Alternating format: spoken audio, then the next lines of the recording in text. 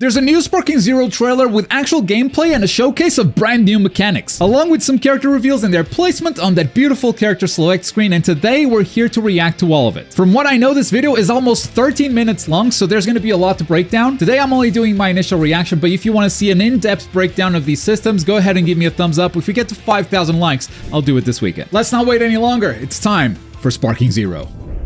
Here we go. Back into Rocky Field. This has got to be the starting animation. This is how a fight starts.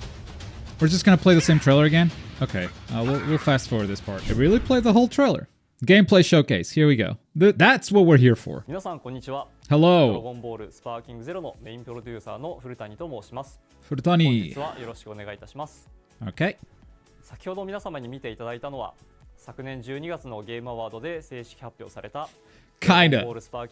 You also kinda did it at the Dragon Ball Games Battle Hour. 2023. I think that's when the initial announcement was. But yes, then they followed up with Goku vs. Vegeta trailer. Go have a look at YouTube if you missed it. たくさんのファンの皆様からの温かい声を聞いておりましたので、改めてこの場をお借りして感謝申し上げます。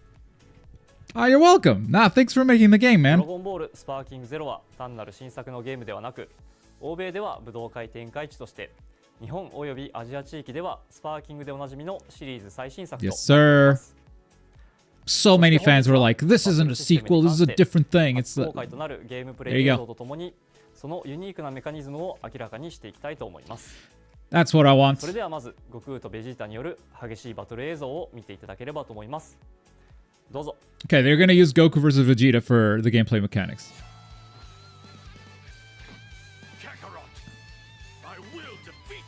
Character intros and unique intros depending on the opponent. I like the Goku intro.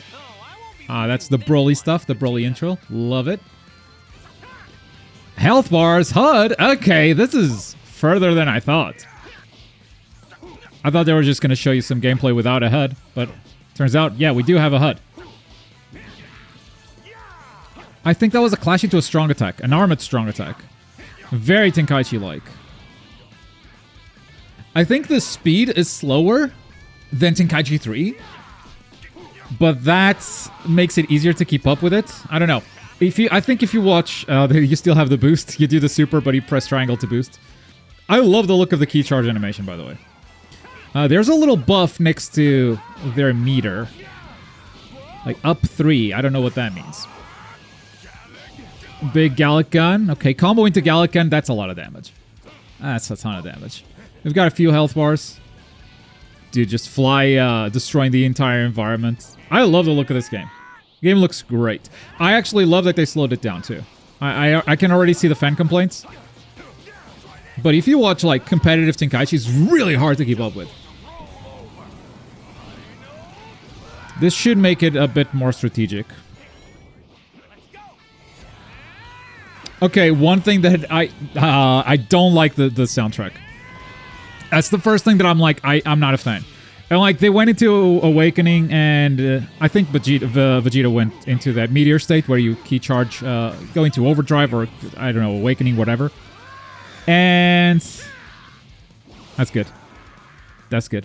And like the music changed, and then it went back to normal, and it just sounds, I don't like the way it sounds. It sounds very One Punch Man. And that's not great. There's the new reflect mechanic. Raging Blast had something like that, but Tenkaichi never did. Okay. I love the dashing. Dude, the movement in the air is kind of good.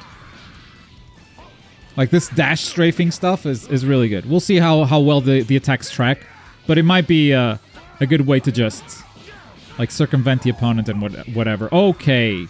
Counter, vanish on vanish action. There's the Tenkaichi I know, man.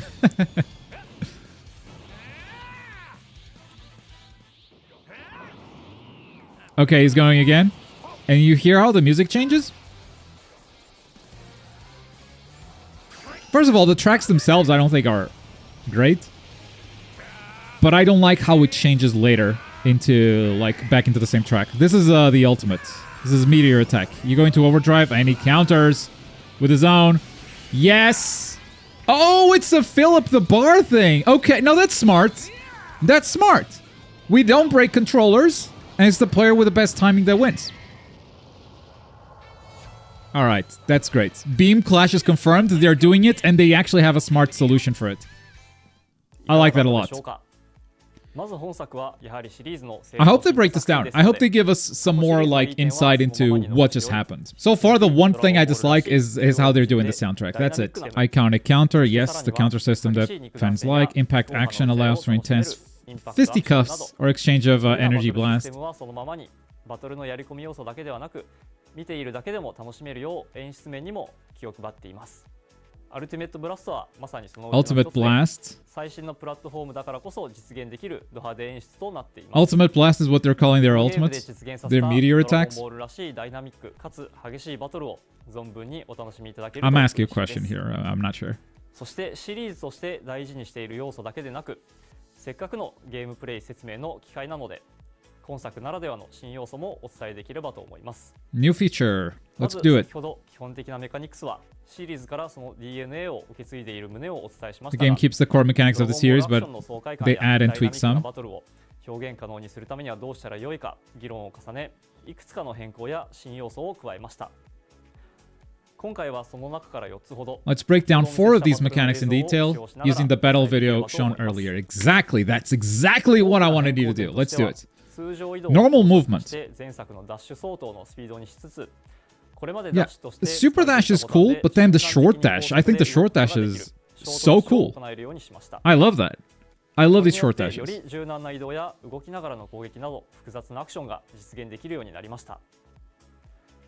Here's the thing, if you just press square and it tracks the opponent no matter how they dash, then this is garbage. Like, this doesn't matter. But if you actually have to move skillfully, and these short dashes like can be done with precision and to outmaneuver the opponent and whatever, that is fantastic. There's a skill count that builds up over time, of course. Revenge counter, there it is. Boom. It's while he is getting hit. What does he spend? I don't know what he spends for that. I hope it's not free. Because free counters while you're getting hit, that's not Tenkaichi, that's Jump Force.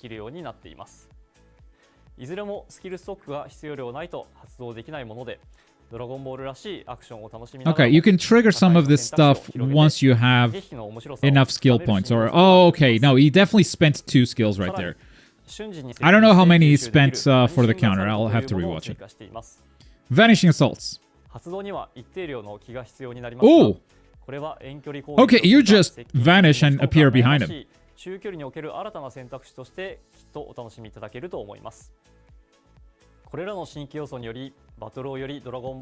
That looks powerful, and they're doing a lot more with the skill gauge. You know, in Tenkaichi, skill gauge was pretty much for transformations or passive buffs. But now they're adding all of these mechanics that also utilize the skill gauge, so that's going to be interesting to manage that resource specifically. シリーズ未経験者の方々にとっても興味を持っていただくことができたのであれば幸いです。バトルシステムに加えてもう一つ強調したいポイントを挙げさせていただくと、やはりキャラクターは見逃せない。Characters. Let's talk characters. I think there are not going to be any character reveals here because the V-Jump has already revealed the characters that they're probably going to show here. What I want them to do is to actually show their placement on that final character select screen. By the way, that's not the final character select screen for the game. The final character select screen, you'll select Goku and then have all the transformations like Tenkaichi does. That's just a visual representation of the full roster for them to use in trailers and marketing. That's why transformations will take up a slot in that screen specifically. And yes, those do count for the 164 player count. Character count, I guess. They're using it again. They're using it again. Love it. Full power. Super Trunks. Versus speed. Dispo. Damn, those dashes are cool. Those dashes are so cool. That's something we can look at too. Like, do these dashes cost key? Because the scan, Kakusa is wild. The scan did say that speed characters would be able to do more movement because they spend less key while moving. Power characters won't be able to move as much because they are very key intensive. but at the exchange for more health and more damage, obviously. So that's something we can look at in the gameplay. Now that we actually have gameplay with HUD. West City! Ka! Nappa versus Barter. Beautiful. He got his back. He got his back. Dude, that combo is so Tenkaichi. That 1-2 into flurry of kicks. So Tenkaichi. Okay, Jais, I believe, is more of a range specialist with lots and lots of projectiles. Purple Comet. Yes! Looks great. Looks great. And it's time for the legendary Super Saiyan Kale, Berserk, Broly full power. And the power character's just destroying the speed characters now. We've reached that point. Oh, there he is. There he is, the man hit. I forgot. Yes, of course, hit.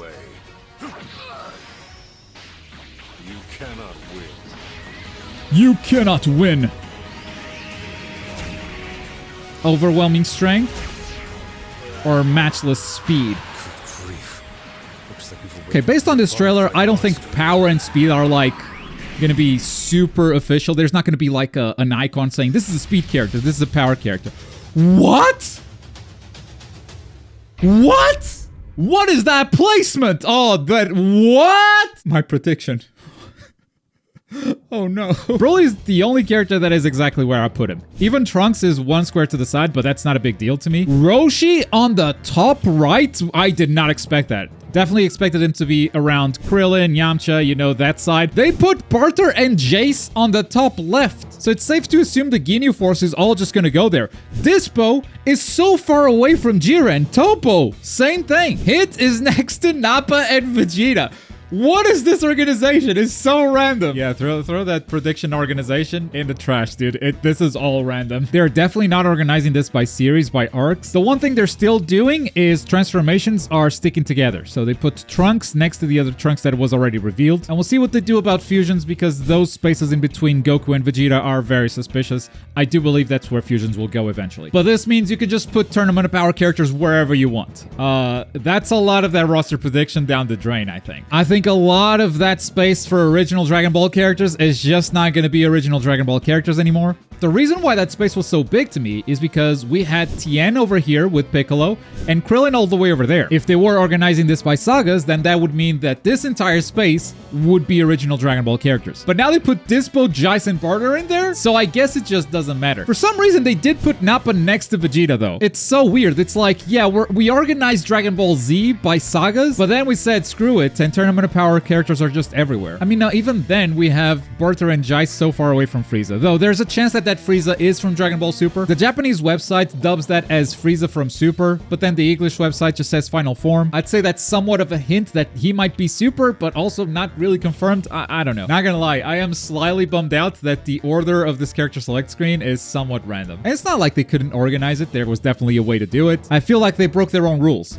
that I made up. Anyway, I'm gonna update my prediction, switch some of these character spots. I'm gonna add Kakunsa here. She's the one character I did not predict, and I'll put her in the roster instead of General Tao. So that's a -1 so far. That's how many characters I missed, though with this placement, yeah, that number's gonna get bigger very quick. But if you want me to take a closer look at this game's mechanics, go ahead and give me a thumbs up. 5,000 likes, and we'll do a breakdown this weekend. Until then, that's gonna do it, but if you want to see my initial roster prediction, you can check it out right here, along with the explanation of why I picked every single character. God damn it, they ruined that thing. Anyway, thanks for watching. Boy.